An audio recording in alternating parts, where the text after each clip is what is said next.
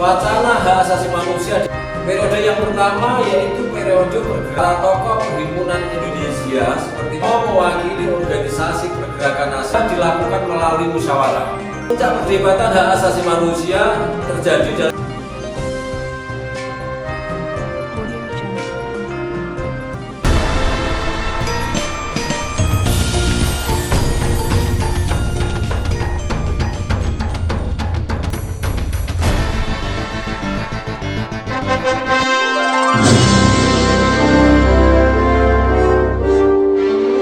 perkembangan hak asasi manusia di Indonesia. Wacana hak asasi manusia di Indonesia sebenarnya telah berlangsung jauh sebelum Indonesia merdeka, yaitu sejak munculnya kerajaan-kerajaan Nusantara pada abad keempat. Kemudian pengakuan hak asasi manusia tampak menjadi sebuah sikap kepribadian masyarakat Nusantara ketika Kerajaan Sriwijaya dan Kerajaan Majapahit mencapai puncak kejayaannya. Bukti pengakuan dan perlindungan hak asasi manusia pada masa itu tampak pada keragaman umat beragama yang dapat hidup berdampingan secara damai. Kemudian munculnya hubungan perdagangan antar masyarakat tanpa membedakan latar belakang ras, suku bangsa, dan asal-usul.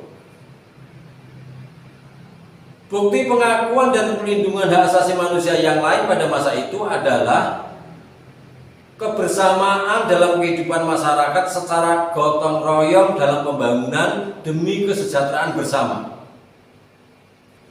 Kemudian dalam lingkup kerajaan, pengangkatan seorang raja dilakukan melalui musyawarah.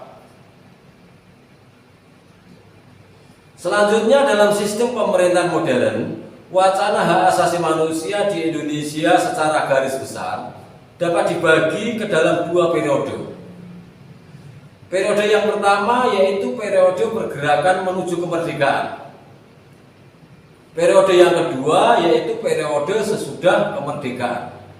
Kita bahas yang pertama, periode pergerakan menuju kemerdekaan pada tahun 1908 sampai dengan 1945. Dalam sejarah munculnya organisasi pergerakan nasional seperti Budi Utomo pada tahun 1908, kemudian Syariat Islam, Indische Partij, Perhimpunan Indonesia, Partai Nasional Indonesia, dan lain-lain.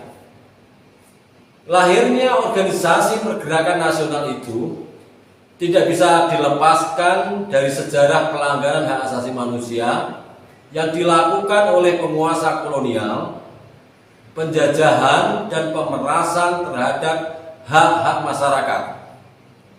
Puncak perdebatan hak asasi manusia terjadi dalam sidang BPUPKI yang dilontarkan oleh para tokoh pergerakan nasional seperti Insinyur Soekarno, Agus Salim, Muhammad Nasir, Muhammad Yamin, Ki Haji Mas Mansur, dan lain sebagainya. Dalam sejarah pemikiran hak asasi manusia di Indonesia, Budi Utomo mewakili organisasi pergerakan nasional mula-mula yang menyuarakan kesadaran berserikat dan mengeluarkan pendapat melalui petisi-petisi yang ditujukan kepada pemerintah kolonial maupun lewat tulisan di surat kabar. Inti dari perjuangan Budi Utomo adalah perjuangan akan kebebasan berserikat dan mengeluarkan pendapat melalui organisasi massa dan konsep perwakilan rakyat. Sejalan dengan wacana hak asasi manusia yang diperjuangkan oleh Budi Utomo, para tokoh perhimpunan Indonesia seperti Muhammad Hatta, Nasir Pamuncak, Ahmad Subarjo, A.A. Maramis lebih menekankan pada perjuangan hak asasi manusia melalui wacana hak menentukan nasib sendiri masyarakat terjajah atau the rights of self-determination. Diskursus hak asasi manusia terjadi pula di kalangan tokoh pergerakan syariat Islam seperti Cokro Aminoto, Haji Samanhudi, dan Agus Salim.